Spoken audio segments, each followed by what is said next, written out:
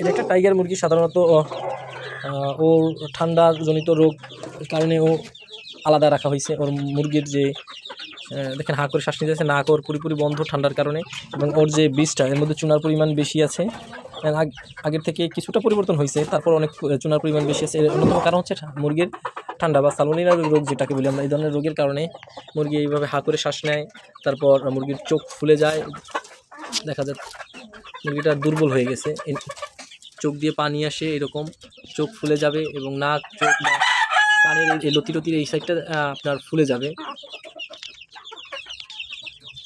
এর কারণ হচ্ছে যে মূলত ঠান্ডা। এই ঠান্ডা রোগটা মূলত ওয়েদার চেঞ্জ হইলেই দেখা যায় মুরগি বিভিন্নভাবে সংক্রমণ করে। একটা না একটা মুরগির আক্রমণ হবেই।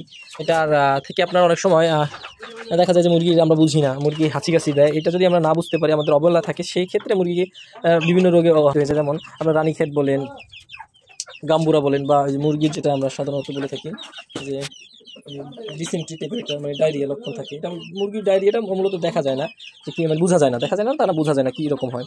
বাট এদের ডায়রিয়া হলে এদের বাঁচানো মুশকিল হয়ে যায়। দেখেন চোখটাতে তীব্র পানি করতেছে, মুরগিটা হা করে শ্বাস নিচ্ছে। আর এই ধরনের রোগ বা এই মুরগির দুইটা বা একটা মুরগির যদি হয়ে থাকে, সেক্ষেত্রে আপনারা এই জিকোটিলটা ব্যবহার করতে পারেন। জিকোটিলটা ওয়ান অফ দ্য বেস্ট ঠান্ডার মেডিসিন মুরগির জন্য, মুরগির জগতের। টিলমাইকোসিনের এটার দাম 70 থেকে 75 টাকা নেবে। এই 2 ফোঁটা করে প্রতিদিন 5 থেকে 7 দিন ব্যবহার করলে, সাথে নাপা ব্যবহার করলে মুরগিটা খুব দ্রুত রিকভার করবে। আর যদি মুরগি খাওয়া দাওয়া বন্ধ করে দেয়, সেক্ষেত্রে আপনারা একে হ্যান্ড ফিডিং, হয় আপনার ফিড অথবা যে কোনো ধরনের খাবার একটু নরম করে ধরে খাওয়াই দেবেন সিরিঞ্জ দিয়ে পানি। তাহলে দেখা যাচ্ছে মুরগি খাবার বা মানে দুর্বল হয়ে যাবে না। দুর্বল না হলে মুরগি দ্রুত সুস্থ হবে। অন্যথায় মুরগি যদি আপনার শুধু ওষুধই খাওয়ান, খাবার ঠিকঠাকভাবে না খায়, তাহলে মুরগিকে বাঁচানো সম্ভব হবে না।